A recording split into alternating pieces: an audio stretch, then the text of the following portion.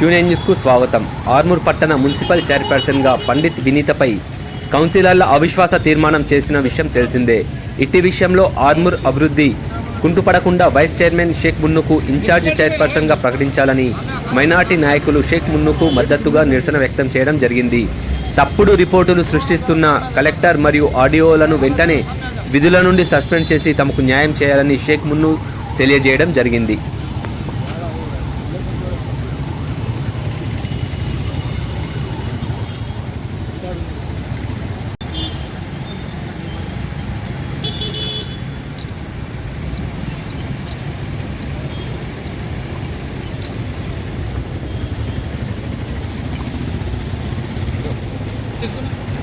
ఎప్పటికప్పుడు వార్తలను వీక్షించేందుకు Q9 news ని సబ్స్క్రైబ్ చేసుకోండి, లైక్ చేయండి, షేర్ చేయండి.